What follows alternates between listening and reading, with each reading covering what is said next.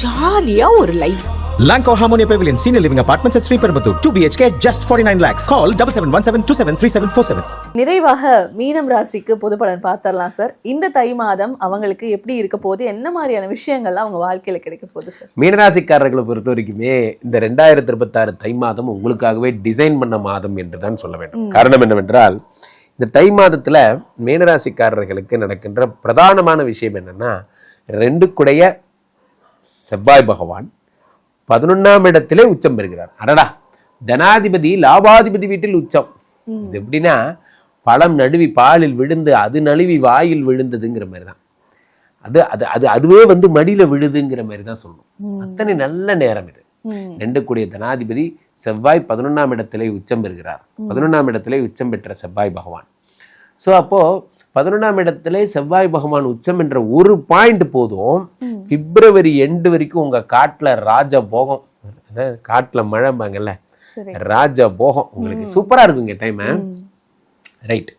அடுத்ததாக இந்த இது என்ன பண்ணுது அப்படின்னா, இந்த செவ்வாய் பகவான் என்ன பண்றது, இப்போ ஒரு 10ஆம் இடத்திற்கு எல்லா கிரகங்களும் வந்திருக்காங்க இந்த தை மாசம். யார் யார் வந்திருக்காங்க?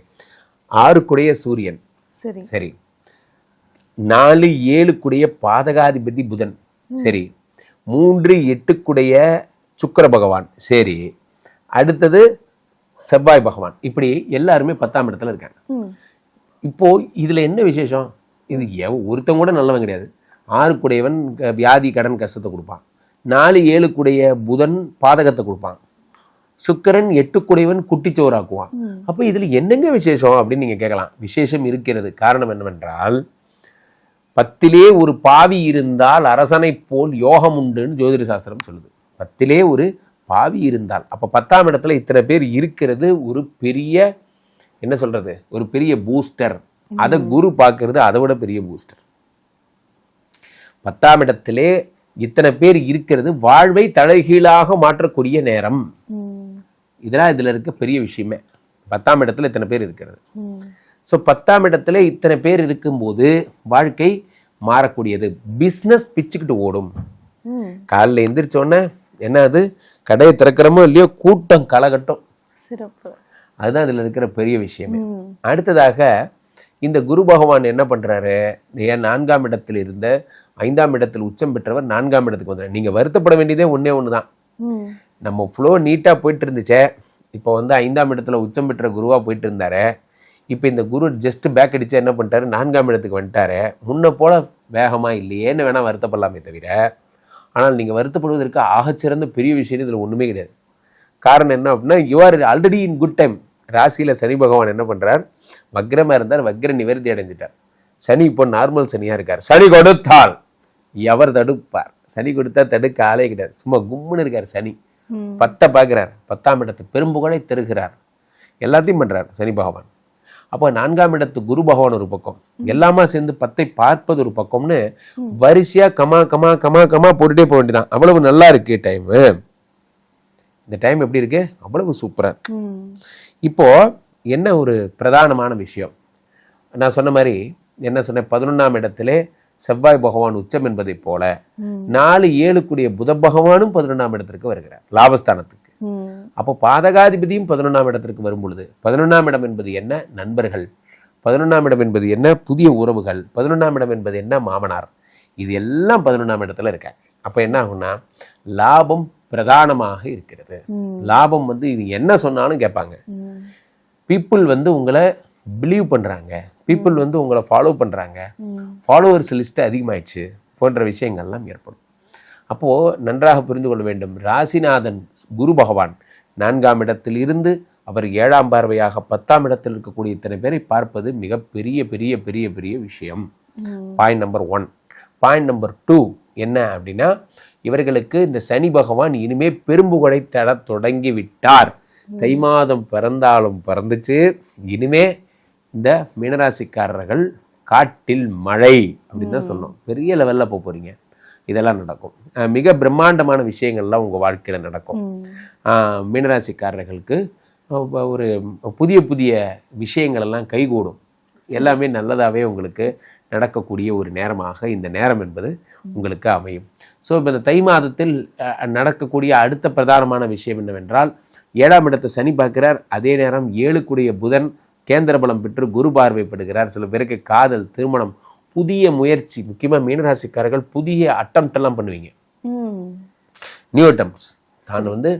நான் இனிமேல் புதிய விஷயங்கள்லாம் நான் கையில் எடுக்க போகிறேன், புதிய விஷயங்கள்லாம் நான் அட்டன் பண்ண போகிறேன். New attempts, new thinking, new possibilities எல்லாம் நீங்கள் பண்ணுவீங்க போன்ற விஷயங்கள்லாம். அது காரணம் என்னென்னா 7ஆம் இடம் என்பது திருமண வாழ்க்கை, 7ஆம் இடம் என்பது இல்லறம், 7ஆம் இடம் என்பது காதல் வாழ்க்கை. இது எல்லாமே கைகூடும்.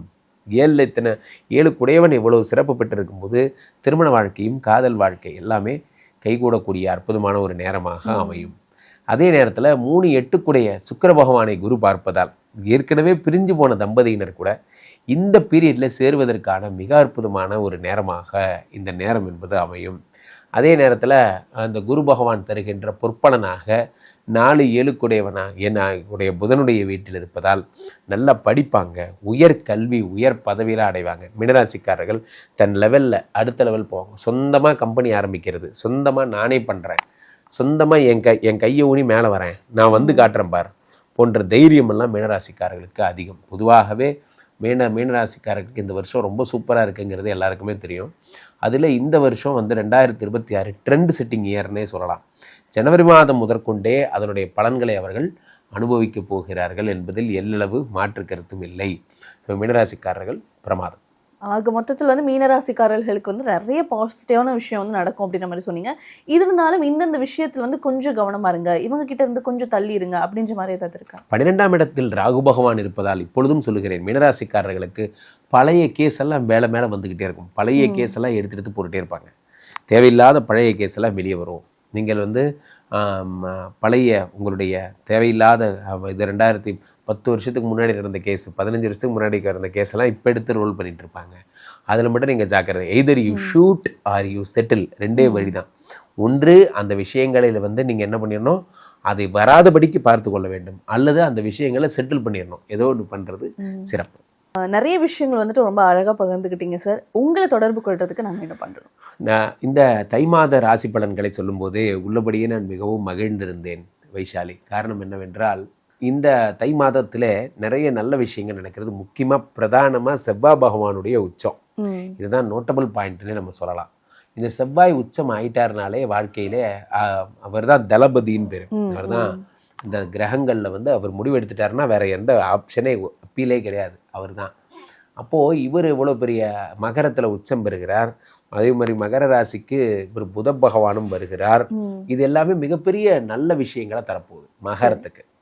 அதே மகர ராசியில் ஒரு உச்சம் ஆகிற இந்த நல்ல நேரம் தை மாதத்திலே க்ளீன் மாதம்ன்றது சொல்லலாம். காரணம் என்னவென்றால், ராசிக்கு பார்த்திங்கன்னா இப்போ சனி பகவான் மீனத்தில் இருக்கிறவர் வக்கரம் பெற்றிருந்தவர் வக்கர நிவர்த்தி பெற்று விட்டார். இந்த பக்கம் இவர் பார்த்திங்கன்னா யார், குரு பகவான் 4ஆம் இடத்துல, இவர் பார்த்திங்கன்னா காலபுருஷனுக்கு 3ஆம் இடத்துல வக்கரம் பெற்றிருந்தார், அதிசாரம் பெற்றார். அவரும் இப்போ நார்மலாக இருக்கார். ஸோ அப்போ இந்த எல்லாமா சேர்ந்து என்ன பலன்களை தரும்? இந்த பக்கம் சனி, இந்த பக்கம் குரு, இந்த பக்கம் உச்சம் பெற்ற செவ்வாய். இந்த செட்டப்போடு இந்த தை மாதம் என்பது துவங்குகிறது.